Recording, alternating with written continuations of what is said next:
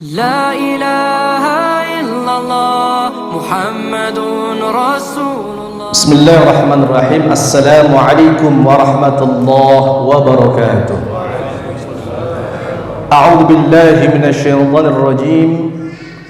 الحمد لله الذي خلق الإنسان في أحسن تقويم وفضله على كثير ممن خلق بالإنعام والتكريم وإلا رد في الهوان والعذاب الأليم. أشهد أن لا إله إلا الله وحده لا شريك له وأشهد أن سيدنا محمدا عبده ورسوله شهد له ربه بقوله أعوذ بالله من الشيطان الرجيم وإنك لعلى خلق عظيم صلى الله عليه وعلى آله وأصحابه الذين ساروا على النهج القويم والصراط المستقيم وسلم تسليما كثيرا. أما بعد. Yang kami hormati pengurus yayasan, ketua DKM dan seluruh jajarannya, yang kami hormati para pengurus gerakan pejuang subuh Kota Tangerang Selatan, Bapak Kiai Haji Sartono dan seluruh jajaran. Mohon maaf saya tidak bisa sebut satu persatu. Pak Ustadz Ali Akbar mewakili Pak Wali Kota, mudah-mudahan beliau juga jadi Wali Kota. Amin, amin ya.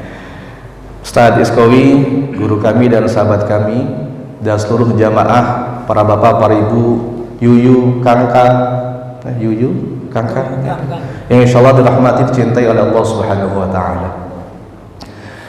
Tiada kata yang paling indah yang patut kita ucapkan selain rasa syukur kita pada Allah Subhanahu Wa Taala di pagi hari ini 1 Ramadan bertepatan dengan 1 Maret 2025 Masehi. Kita berjumpa di tempat yang insya Allah Allah muliakan dalam keadaan sehat walafiat. Mudah-mudahan Allah angkat derajat kita maqam mahmud dan terpuji di sisi Allah Subhanahu Wa Taala. Salawat serta salam senantiasa tercurahkan kepada baginda kita Nabi Agung Nabi Muhammad Sallallahu Alaihi Wasallam, Nabi yang menjadi panutan suri tauladan bagi kita semuanya.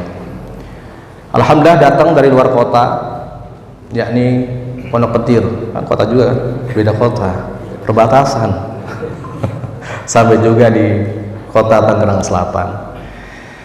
Saya Fauzi Qasim, tetanggannya Pak Kiai Sartono, aslinya Cirebon, Jawa Barat, dari Babakan, Ciwaringin. Dulu pernah menyantren juga di tetangganya Ustadz Iskowi itu.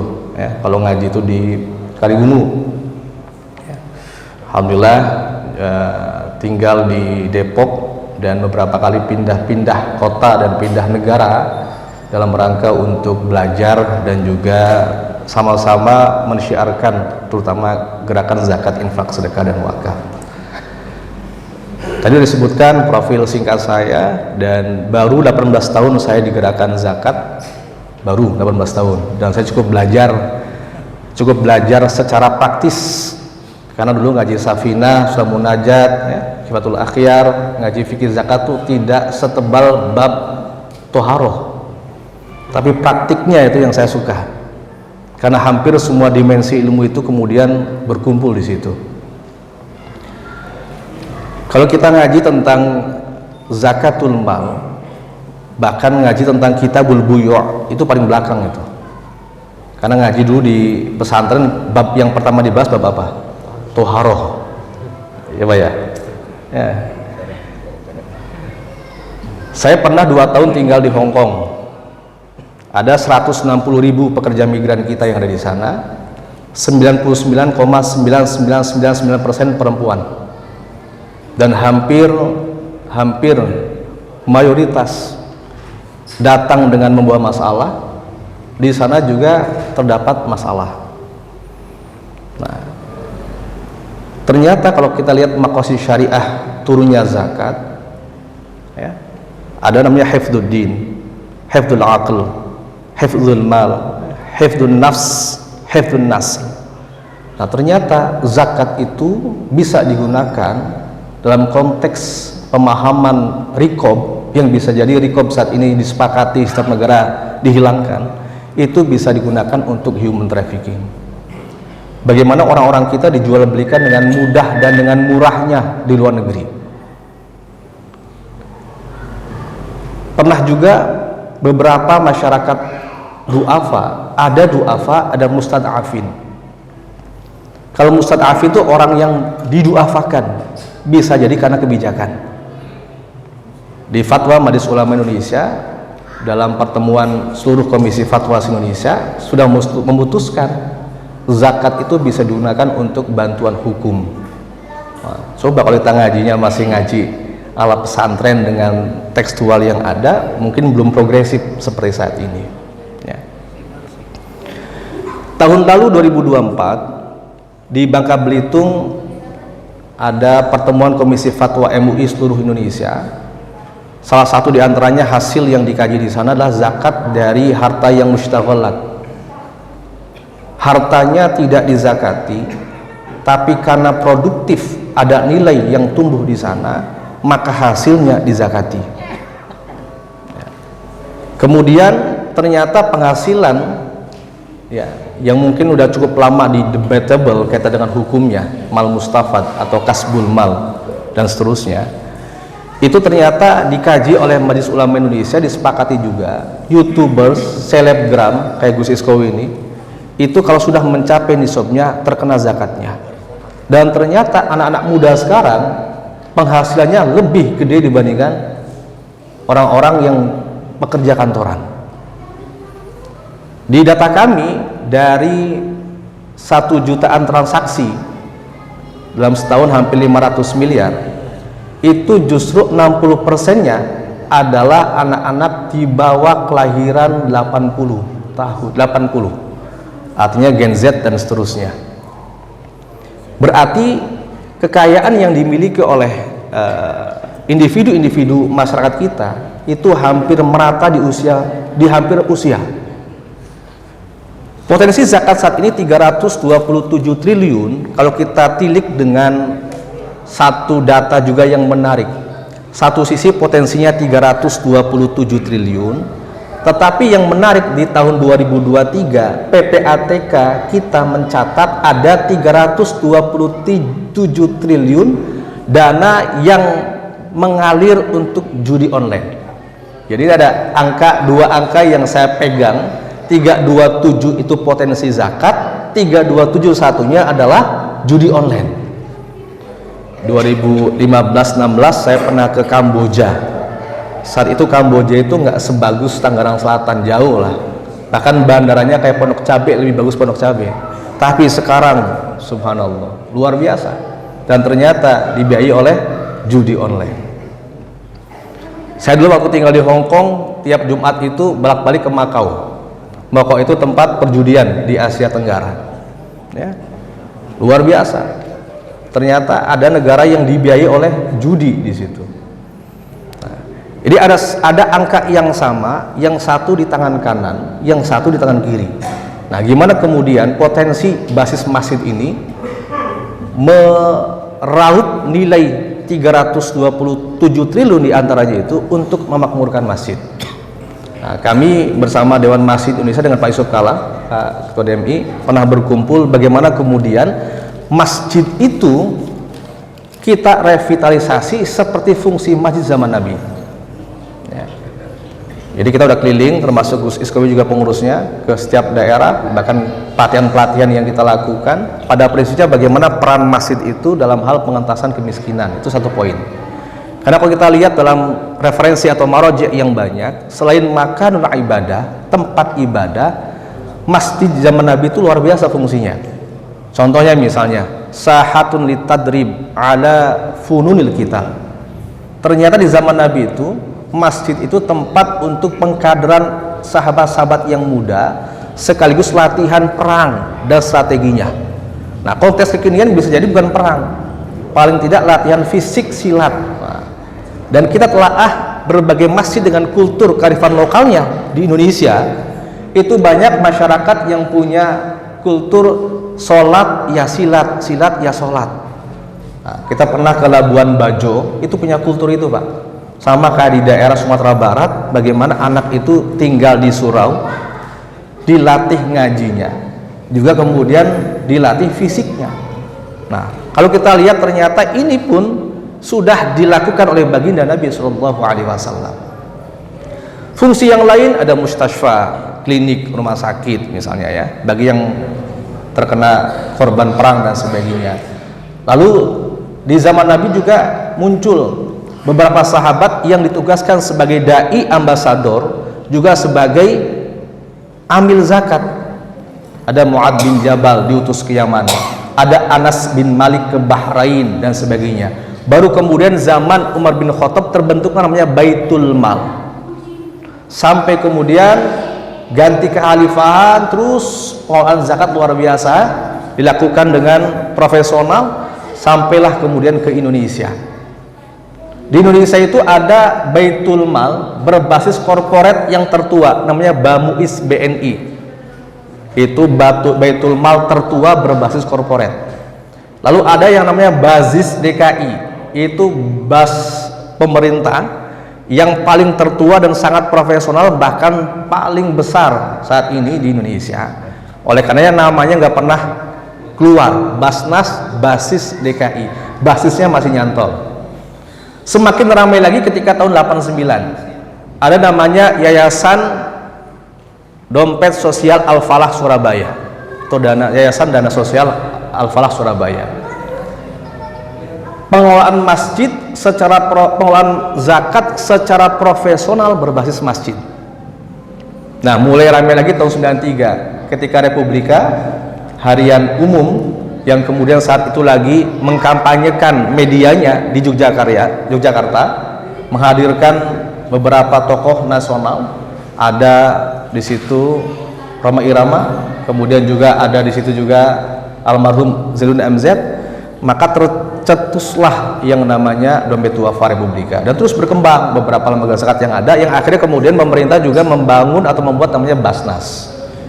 Jadi ini perjalanan panjang pengelolaan zakat di Indonesia yang kalau kita lihat di undang-undang yang pertama tahun 99 dan undang-undang yang kedua nomor 23 tahun 2011. Nah, kita mencoba menilik, walaupun waktunya singkat, biasanya pakai slide ini Bapak Ibu sekalian, tapi nggak apa-apa. Kalau kita lihat dalam beberapa referensi atau kitab klasik yang tadi Pak Kiai Satrio sampaikan, sudah biasa ngaji di pondok ya, udah tahu semua lah kira-kira begitu ya, dan kita juga sudah mengkajinya. Ternyata ada satu hal yang sama-sama kita coba diskusikan. Sebetulnya zakat itu kan ibadah. Apakah kemudian stagnan dengan ibadah yang ada itu saja, terutama objek zakatnya, atau bisa berkembang? Kemarin kita baru melepas dai ambasador tahun 2025 Gus Iskowi, dikirim ke 11 negara. Itu ada satu pertanyaan yang menarik.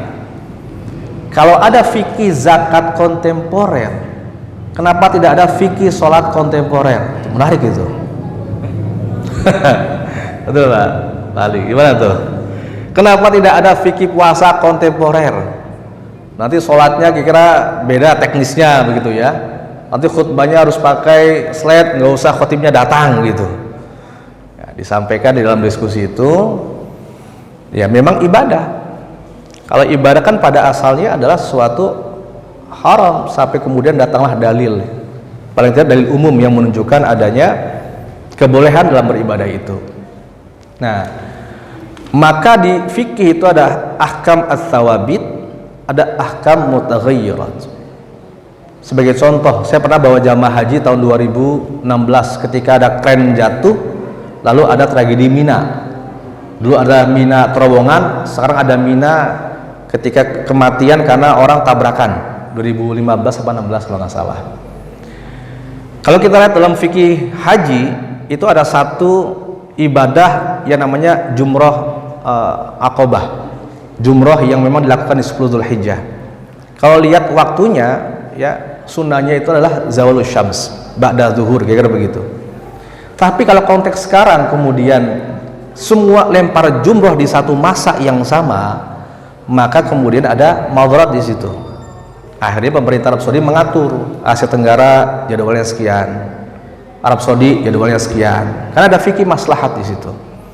Nah, sekarang dirame dam.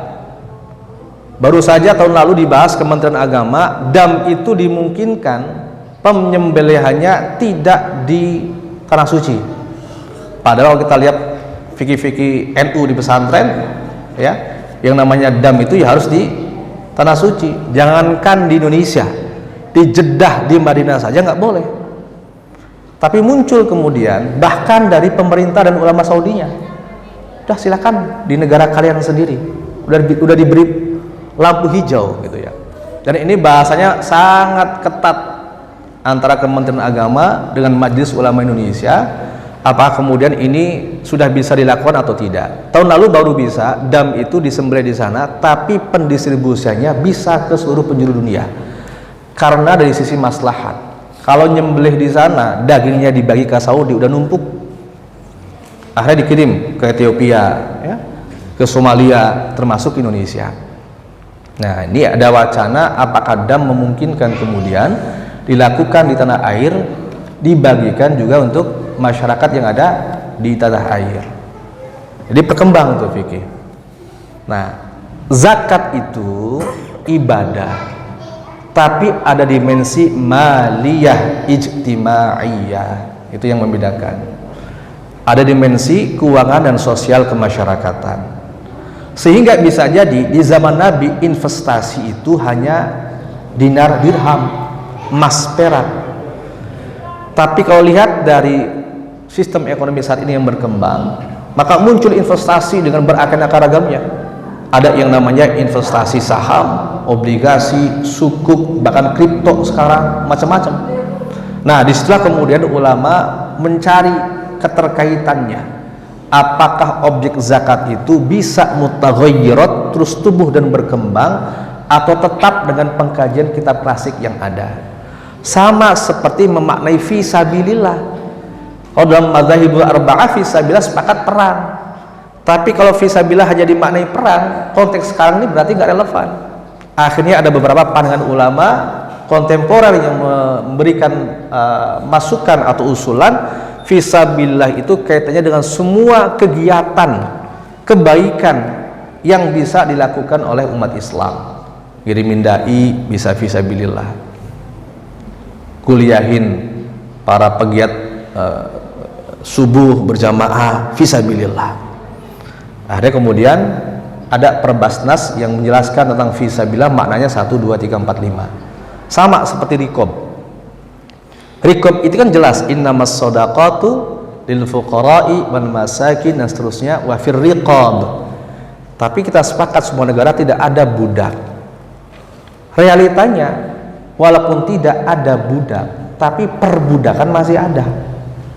Karena banyak masyarakat yang tidak mendapatkan hak asasi manusianya, termasuk beberapa negara, misalnya Rohingya, ya.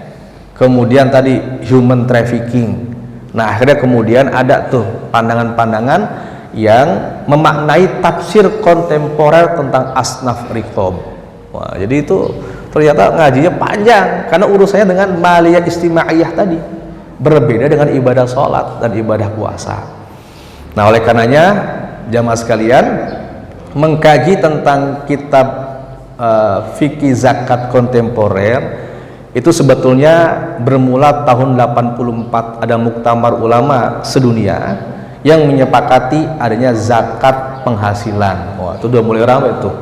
Di Basul Masail belum nemu, di Dewan Terajih belum nemu.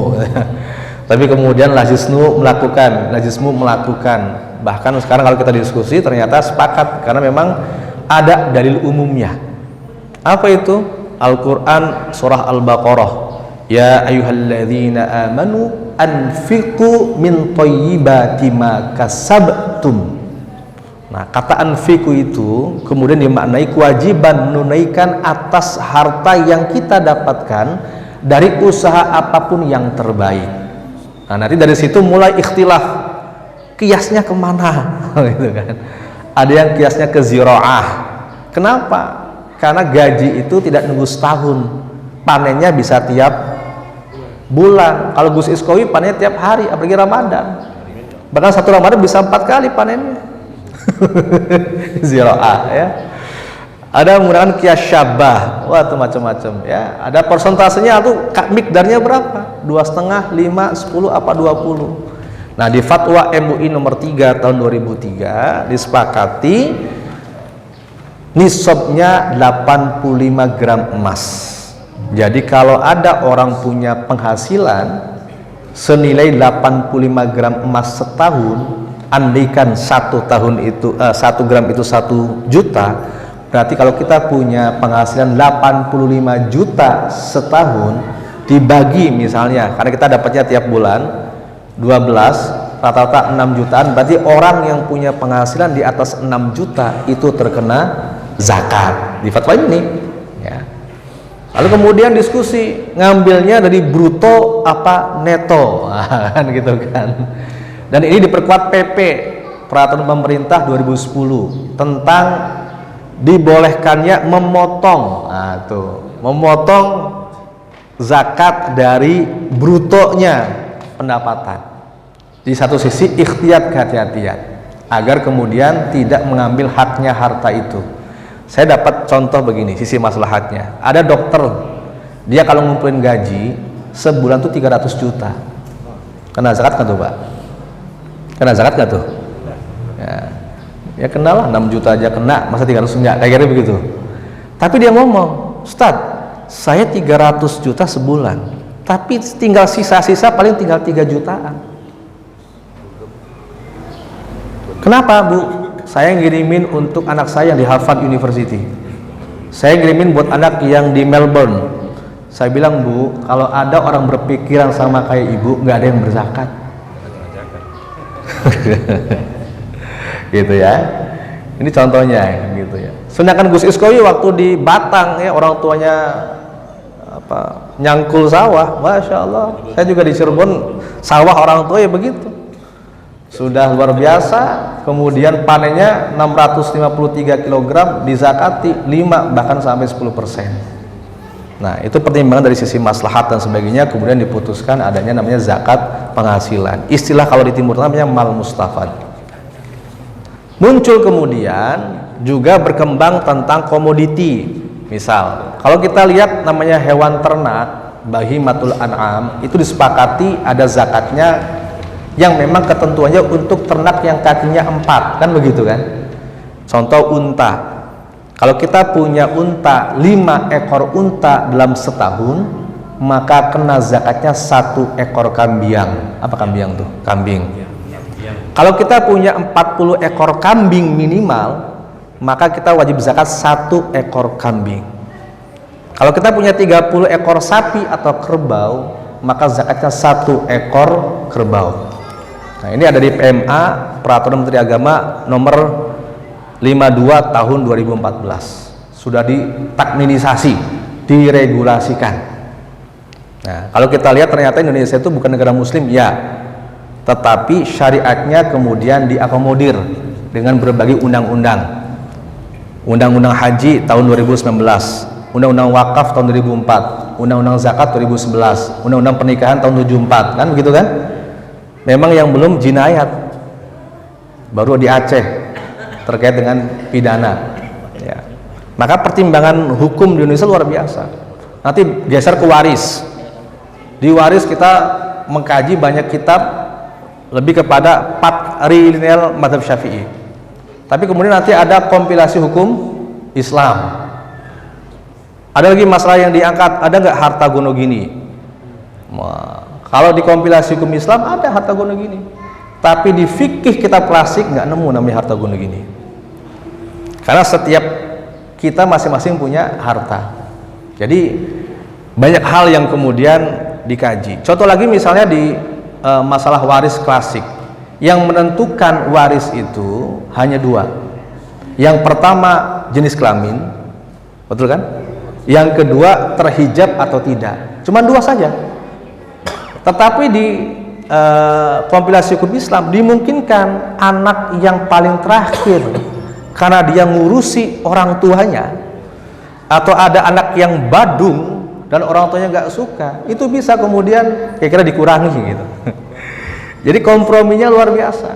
Kenapa ada harta gono gini misalnya, walaupun istri nggak kerja tapi ada kontribusi ngerawat rumah, jadi harus dinilaikan. Jadi fikih itu memang begitu berkembang dengan banyaknya kepentingan dan sebagainya, termasuk siapa yang akan mengisi kontennya itu.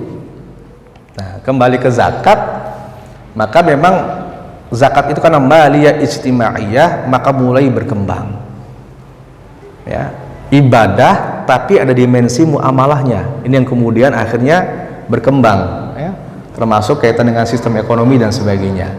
Nah, kalau kita lihat pada prinsipnya, Bapak Ibu sekalian, ini ada data yang menarik.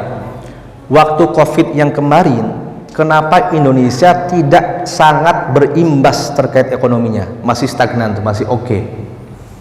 Karena waktu itu seluruh kepala bank-bank sentral masing-masing negara itu berkumpul mengevaluasi terkait dengan COVID. Hampir semua negara menyampaikan tentang dua sistem yang sudah berjalan selama ini.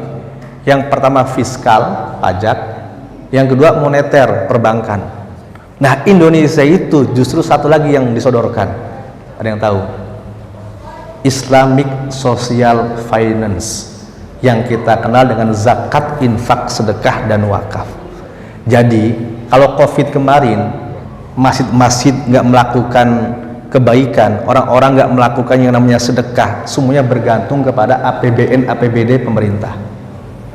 Jadi di Indonesia tuh nggak terlalu mengandalkan dana pemerintah karena masyarakatnya udah biasa berbagi, udah tahu kulturnya begitu, ditambah keyakinannya tentang sedekah, tentang zakat. Akhirnya kemudian APBN, APBD-nya nggak tergerus cukup banyak seperti negara barat.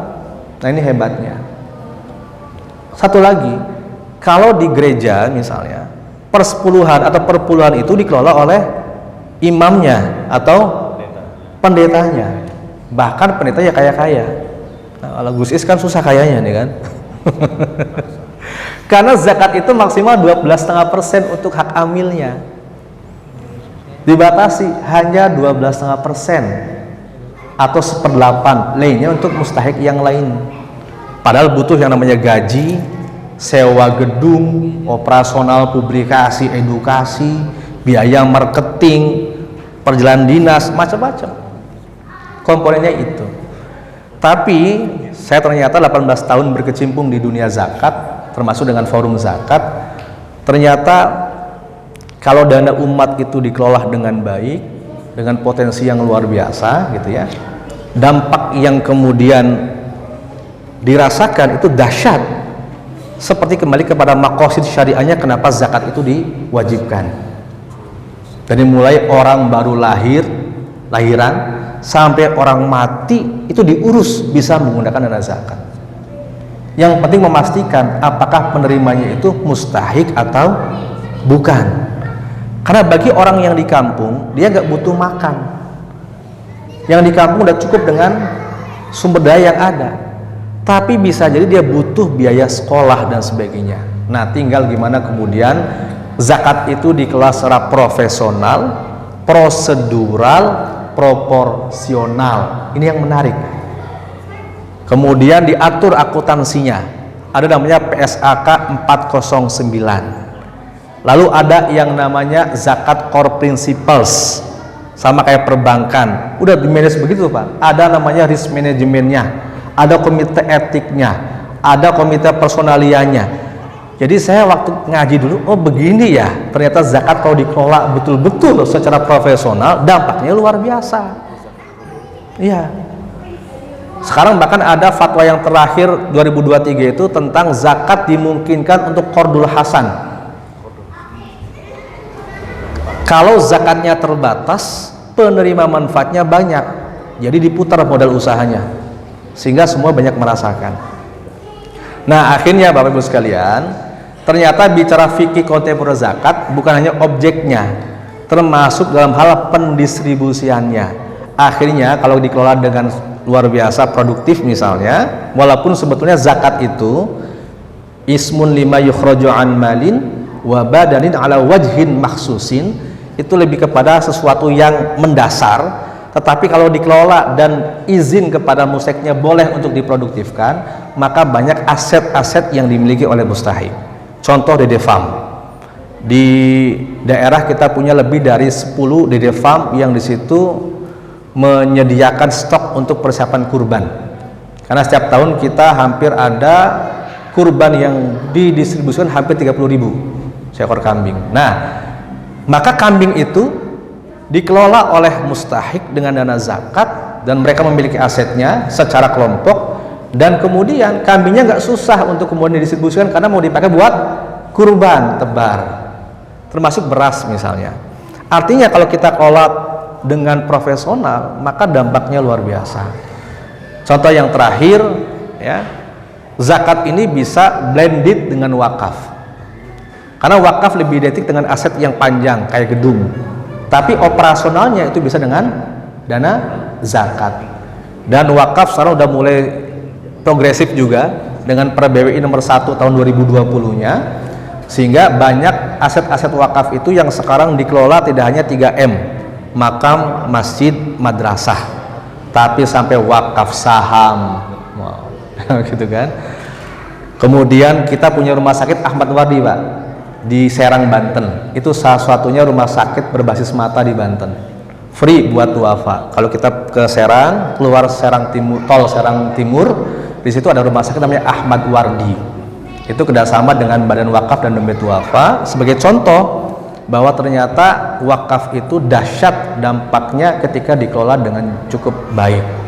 Dan alhamdulillah itu sudah mulai dengan link wakaf link sukuk.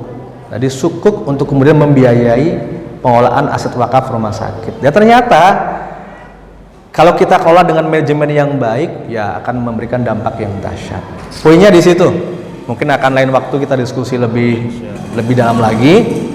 Mudah-mudahan gerakan ini terus tumbuh dan memberi maslahat agar masjid selain idarah dan juga riayah, penting imarahnya itu satu di antara fungsinya adalah memberikan maslahat buat jamaahnya. Dan instrumen untuk memberikan kesejahteraan jamaah dengan zakat, infak, sedekah, dan surplus atau dividen wakaf. Demikian dari saya. Ada yang tanya atau kita tutup? Doanya kiai-kiai saja. Ya, karena sudah suruk lebih. Materi nanti bisa saya sharing buat dipelajari, tapi nanti mungkin waktu yang agak panjang untuk kita bisa diskusikan. Yang penting bagaimana kemudian masjid-masjid yang ada di sekitar kita, masjidnya lebih berdaya lagi. Berdaya untuk umat, ya, maslahat untuk umat, sehingga umat kalau nyari sesuatu solusi atas problematika kehidupan nggak kemana-mana, larinya ke masjid. Mau makan lari ke masjid, sakit larinya ke masjid. Kok bisa Ustadz? Ya bisa, ada klinik, ya. Mau keterampilan skill larinya ke masjid, sehingga masjid itu fungsinya seperti zaman Nabi SAW. Demikian dari saya, wallahul muwaffiq ila aqwamit thoriq. Assalamualaikum warahmatullahi wabarakatuh.